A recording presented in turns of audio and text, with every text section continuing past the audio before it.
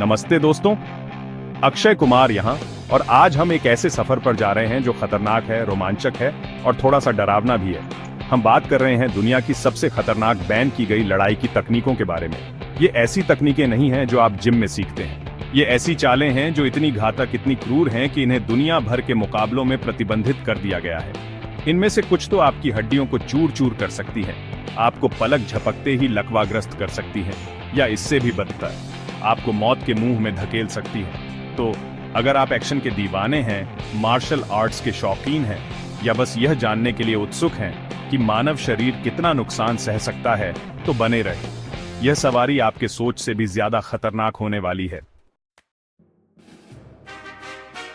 सबसे पहले हमारे पास है रैबिट पंच। यह नाम भले ही मासूम लगे, लेकिन यकीन मानिए यह कुछ भी है, लेकिन यह एक ऐसा प्रहार है जो सीधे सिर या गर्दन के पीछे किया जाता है, अक्सर तब जब प्रतिद्वंदी को इसकी उम्मीद नहीं होती है। गर्दन का पिछला हिस्सा बेहद संवेदनशील होता है। यहीं पर आपकी रीढ़ की हड्डी आपके मस्तिष्क से जुड़ती है। एक अच्छी तरह से लगाया गया रैबिट पंच आपकी रीढ़ की हड्डी को तोड़ सकता है, जिससे तुरंत लकवा हो सकता है, या इससे भी बदतर मौत हो सकती है। यही कारण है कि रैबिट पंच को लगभग हर वैध लड़ाई वाले खेल में प्रतिबंधित कर दिया गया है। यह सिर्फ बहुत खतरनाक है, बहुत अप्रत्याशित है, और इसके परिणाम बहुत गंभीर हैं।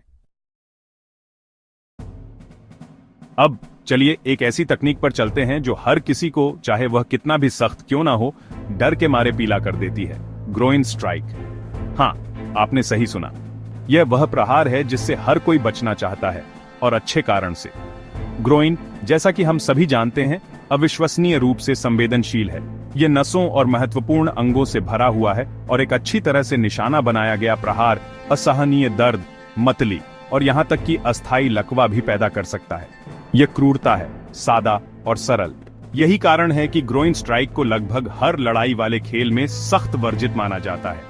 यह खेल भावना के खिलाफ है, यह अनावश्यक रूप से क्रूर है, और ईमानदारी से कहूं तो यह एक सस्ते शॉट की तरह लगता है। एक सच्चा योद्धा हमेशा निष्पक्ष लड़ता है, सम्मान और गरिमा के साथ। और ग्रोइन स्ट्राइक, यह सिर्फ कायरों का हथियार है। अब चलिए एक ऐसी तकनीक पर चलते हैं जो उतनी ही क्रूर है जितनी वह शक्तिशाली है। 12 से 6 एल्बो स्ट्राइक। नाम उस गति से आया है जिस पर कोहनी को घुमाया जाता है, ऊपर से नीचे तक, एक स्लेज हैमर की तरह। और यकीन मानिए इसका प्रभाव उतना ही विनाशकारी है। कल्पना कीजिए कि आपकी कठोर बोनी कोहनी किसी के चेहरे, गर्दन या रीढ़ की हड्डी से टकराती है। वह बल अविश्वसनीय है, हड्डियों को चकनाचूर करने और गंभीर ऊतक क्षति का कारण बनने में सक्षम है।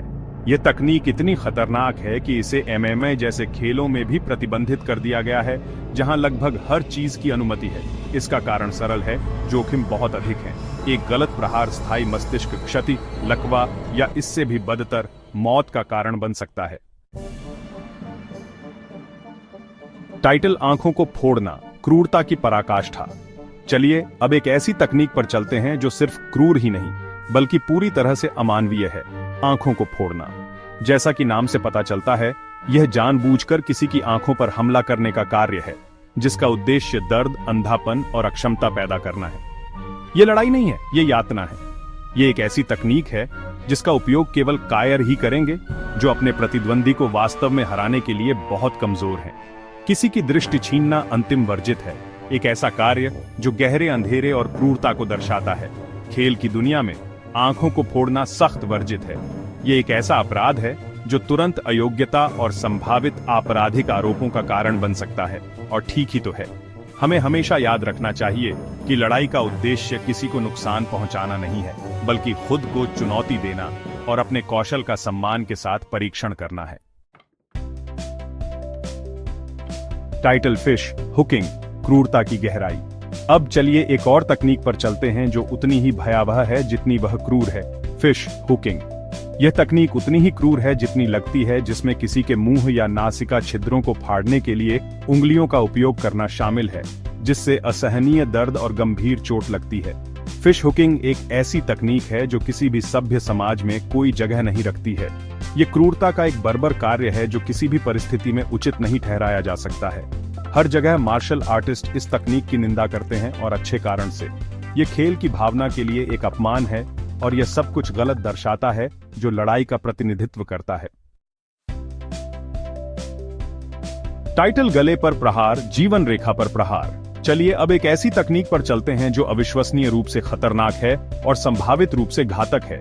गले पर प्रहार। जैसा कि नाम से पता चलता है, इसमें किसी के गले पर सीधे प्रहार करना शामिल है, जिसका उद्देश्य श्वासनली को कुचलना और प्रतिद्वंदी को तुरंत अक्षम करना है। गला मानव शरीर के सबसे कमजोर क्षेत्रों में से एक है। ये नाजुक संरचनाओं से भरा हुआ है, जो सांस लेने और निगलने के लिए महत्वपूर्ण है, और एक अच्छी तरह से लगाया गया प्रहार विनाशकारी परिणाम दे सकता है। गले पर प्रहार की अंतर्निहित खतरों के कारण इसे अधिकांश मार्शल आर्ट्स में सख्त वर्जित माना जाता है। यह एक उच्च जोखिम वाली तकनीक है जिसके गंभीर परिणाम हो सकते हैं, और इसे कभी भी हल्के में नहीं लेना चाहिए। टाइटल हेडबट, क्रोध का क्रूर प्रदर्शन। अब चलिए एक ऐसी तकनीक पर चलते हैं जो उतनी ही क्रूर है जितनी वह प्रभावी है। हेडबट। हेडबट, जैसा कि नाम से पता चलता है, इसमें जानबूझकर किसी के सिर को दूसरे व्यक्ति के सिर से मारना शामिल है। हेडबट का प्रभाव विनाशकारी हो सकता है, जिससे तुरंत दर्द, भटकाव और चेतना का नुकसान हो सकता है। कुछ मामलों में यह स्थायी मस्तिष्क क्षति या यहां तक कि मृत्यु का कारण बन सकता है। हेडबट की अंतर्निहित क्रूरता और खतरे के कारण इसे अधिकांश मार्शल आर्ट्स और लड़ाई वाले खेलों में सख्त वर्जित माना जाता है। यह एक अंतिम उपाय की तकनीक है और इसे कभी भी हल्के में नहीं लेना चाहिए। चलिए अब एक ऐसी तकनीक पर चलते हैं जो उतनी ही दर्दनाक है जितनी वह प्रभावी है। छोटे जोड़ों में हेर फेर। इस तकनीक में उंगलियों, अंगूठे, पैर की उंगलियों और कलाई जैसे छोटे जोड़ों पर हमला करना शामिल है, जिससे असहनीय दर्द और अक्षमता होती है।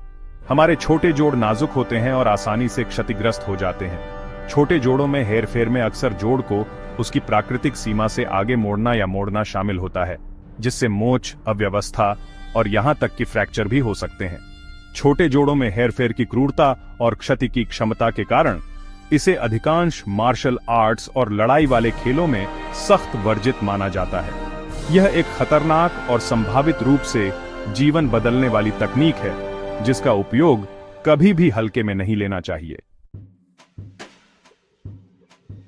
चलिए अब मार्शल आर्ट्स की दुनिया की सबसे रहस्यमय और भयावह तकनीकों में से एक पर चलते हैं, डिम्मक, जिसे मृत्यु स्पर्श के रूप में भी जाना जाता है। डिम्मक सदियों से चली आ रही एक चीनी मार्शल आर्ट है और यह शरीर पर विशिष्ट बिंदुओं पर प्रहार करने की क्षमता के इर्द गिर्द घूमती है, जिससे दर्द, लकवा या यहां तक कि मृत्यु भी हो सकती है।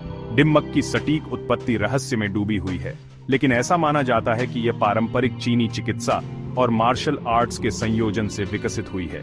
डिम्मक के चिकित्सकों का मानना है कि शरीर में ऊर्जा के प्रवाह होते हैं, जिन्हें मेरिडियन के रूप में जाना जाता है, और इन मेरिडियन के साथ विशिष्ट बिंदुओं पर प्रहार करने से शरीर के ऊर्जा प्रवाह को बाधित किया जा सकता है, जिससे दर्द, लकवा या यहां तक कि मृत्यु भी हो सकती है। चाहे आप डिम्मक की प्रभावशीलता में विश्वास करते हों या न करते हों, इसमें कोई संदेह नहीं है कि यह एक आकर्षक और संभावित रूप से खतरनाक मार्शल आर्ट है, जिसने सदियों से लोगों की कल्पना को मोहित किया है। अंत में चलिए एक ऐसी तकनीक पर चलते हैं जो उतनी ही क्रूर है जितनी वह प्रभावी है, सिर पर घुटने से वार। जैसा कि नाम से पता चलता है, इसमें किसी के सिर पर घुटने से वार करना शामिल है, जो मार्शल आर्ट्स और लड़ाई वाले खेलों में सबसे विनाशकारी प्रहारों में से एक है। सिर मानव शरीर का सबसे कमजोर हिस्सा होता है और घुटने से वार से गंभीर नुकसान हो सकता है। सिर पर घुटने से वार से खोपड़ी में फ्रैक्चर, मस्तिष्क क्षति और अन्य जानलेवा चोटें लग सकती हैं। यह याद रखना महत्वपूर्ण है कि सिर पर घुटने से वार एक अत्यधिक खतरनाक तकनीक है, जिसके गंभीर परिणाम हो सकते हैं। इसका उपयोग कभी भी हल्के में नहीं लेना चाहिए और इसे केवल अंतिम उपाय के रूप में ही नियोजित किया जाना चाहिए। तो ये थीं दुनिया की कुछ सबसे खतरनाक और प्रतिबंधित लड़ाई तकनीकें। जैसा कि आपने देखा होगा, ये तकनीकें अविश्वसनीय रूप से क्रूर और संभावित रूप से घातक हैं। ये तकनीकें इस बात का प्रमाण हैं कि मानव शरीर कितना नुकसान सह सकता है, और ये इस बात की याद दिलाती हैं कि हमें हमेशा सावधानी और सम्मान के साथ मार्शल आर्ट्स का रुख करना चाहिए। तो अगली बार जब आप कोई मार्शल आर्ट्स फिल्म देखें या कोई लड़ाई वाला खेल देखें, तो इन प्रतिबंधित तकनीकों को याद रखें। और याद रखें, सच्ची ताकत का मतलब यह जानना है कि कब लड़ना है और कब दूर चलना है।